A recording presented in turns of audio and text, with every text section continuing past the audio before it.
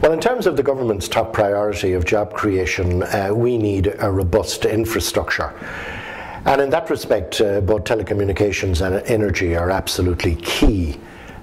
So I'm very pleased that we did publish the National Broadband Plan during the year, and that sets out targets that are timetabled and that will involve a measure of state intervention and an investment estimated at the order of just short of €400 million.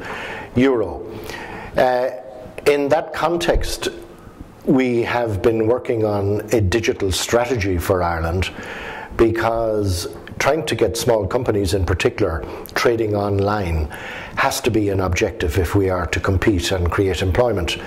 And there are tremendous possibilities in terms of use of the digital technology.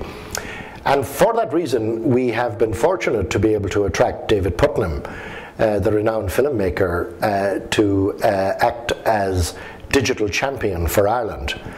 In other words, trying to encourage digital adoption, to act as an evangelist and advocate for digital uptake, and it's a very important decision. On the energy side, I would refer to the opening or launch of the East-West interconnector between here and the neighbouring island. That was some 600 million investment assisted by the European Investment Bank.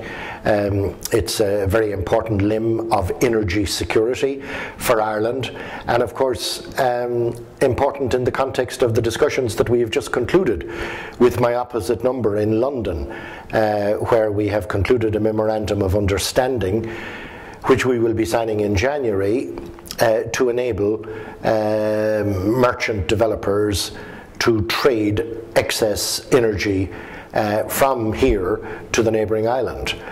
We have a capacity to generate twice the domestic need, but you would only do that if you had a market, and it suits Britain to purchase our energy to meet their own renewable targets. So it's a win-win for Ireland and Britain in this regard, and I'm glad that we were able to conclude that before the year. People keep asking me about oil exploration and gas. The situation is that the Corrib field will come ashore now in 2014. At peak, it will meet some 60% of our need. Meanwhile, the find at Barry Row is looking encouraging. It's too early to say if it is commercially viable, but quality-wise and the examination of the data that we have suggests that it's encouraging, and we will be drilling some important wells next year. My report itself is much more comprehensive, and it's available on the website, and different aspects can be pursued by people. For example, we now have 297 second-level schools connected with 100 megabits, which in turn is transforming the educational environment, not just for students but for teachers. And the second tranche of 200 schools is being put out to tender at the moment and will be announced in the first 2 weeks in January. So any other information that colleagues want is available in the report itself, and that's accessible on the website.